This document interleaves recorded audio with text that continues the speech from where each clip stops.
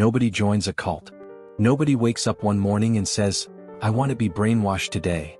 Every single person who has ever been trapped in a cult believed they were too smart for it, too educated, too aware, too strong. That's exactly what makes it work. Because brainwashing doesn't start with chains. It starts with a conversation that makes you feel like someone finally understands you. And if that sentence just made something click inside you, pay very close attention to the next 9 minutes. 5 steps. That's all it takes to turn a normal, intelligent, independent person into someone who can't think for themselves. And the uncomfortable truth? At least 2 of these steps are happening in your life right now. Step 1. Love bombing. You've had a rough year. Maybe longer. You feel unseen, unheard, like nobody really gets you. Your friends are busy with their own lives. Your family doesn't understand your struggles. You're not depressed exactly, just quietly exhausted from feeling invisible. Then someone appears. A group, a community, a leader, and they see you, really see you. For the first time in months, maybe years, someone looks at you and says, "You matter. You're special. You belong here." They text you every day. They check on you. They invite you to everything. They remember small details about your life that even your closest friends forget. They make you feel like the most important person in the world. This is love bombing, and it is the most dangerous psychological weapon in existence. Psychologist Robert Cialdini documented this in his principle of reciprocity. When someone gives you intense emotional value, your brain creates an automatic obligation to give back. You didn't ask for it. You didn't agree to it. But your neurology now feels indebted to people you met 3 weeks ago. Every cult in history starts here. Jim Jones didn't recruit followers with threats. He recruited them with community dinners, emotional support, and a message that said, "The world doesn't care about you. We do." And here's why this should feel relatable. Think about the last time someone new entered your life and made you feel exceptionally valued. A new friend group, a new romantic partner, a new community. Did you question why they were investing so much in someone they barely knew? Or did it just feel good? So good that questioning it felt ungrateful? That feeling of, finally someone understands me? That's not connection. That's the hook. And it's designed to make step 2 feel completely natural. Step 2, isolation. Once you feel connected to the group, something subtle begins. They don't tell you to cut off your friends. They never say, "Stop talking to your family." That would be obvious. Instead, they reframe. Your friends don't understand what you're going through. We do. Your family has never supported your growth. We support you. The people in your old life, they're holding you back. You've evolved past them. Sound familiar? Because this doesn't only happen in cults. This happens in toxic friendships, toxic relationships, toxic workplaces, toxic online communities. Any environment where someone slowly convinces you that they are your only source of truth. The psychology behind this is called social identity theory, developed by Henri Tajfel. Humans define themselves by their group membership. When a new group tells you that your old group doesn't understand you, your brain faces a choice. 2 identities, 2 realities. And the brain almost always chooses the group that provides the most emotional reward. You don't realize you're being isolated. You think you're evolving. You think your old friends just can't keep up. You think your family is the problem. But what's actually happening is surgical. Every external reference point is being removed. Every voice that might say, "This doesn't seem right," is being silenced. Not by force, by reframing. And once isolation is complete, once the group is your only mirror, step 3 becomes effortless. Step 3, identity replacement. This is where brainwashing actually begins. The group gives you a new language, new rules, new values, new definitions of right and wrong, new ways of interpreting reality. A new framework that slowly replaces your existing one, thought by thought, belief by belief. You start speaking differently. You start dressing differently. You start judging your old life through the lens of your new group. Things that used to matter don't matter anymore. People who used to be important feel distant. Your old identity feels like a stranger. Psychologist Robert Lifton studied this process in Chinese thought reform programs and identified it as milieu control, total control over a person's informational environment. When you control what someone hears, reads, and discusses, you eventually control what they think. But here's the part that makes this relatable to everyone watching. You don't need a compound in the jungle for identity replacement to work. Social media does this every day. Your feed is a curated informational milieu. The accounts you follow, the communities you engage with, the ideology that gets reinforced through likes and shares.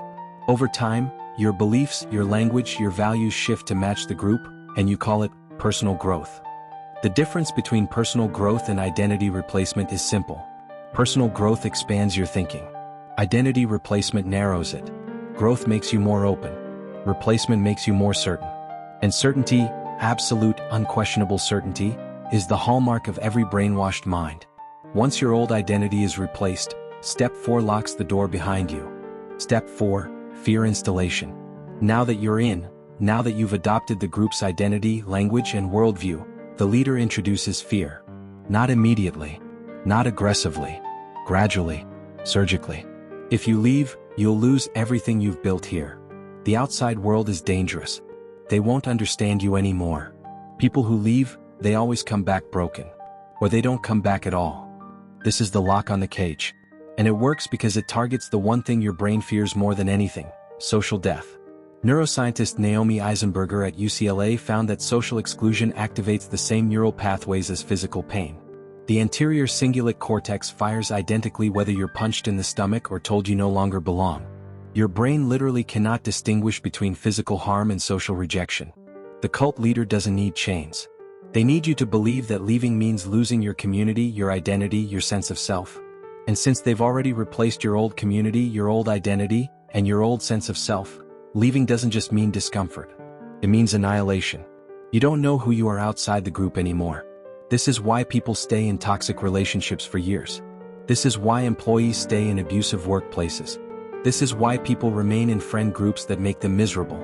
The fear of losing what you've invested, even when what you've invested in is destroying you, is more powerful than the fear of the destruction itself. The sunk cost fallacy meets social death anxiety. And together, they create a prison with no visible walls. And then comes step 5. The final step that most people never recognize because it disguises itself as the most noble thing a human being can feel. Step 5, purpose hijacking. This is the final and most devastating step. The one that turns a trapped person into a willing soldier. The leader gives you a mission, a purpose, a reason for everything you've sacrificed. You're not just a member. You're a chosen one. You're saving the world.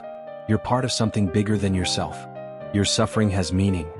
And this is where the brainwash becomes permanent, because purpose is the most powerful psychological need a human being has.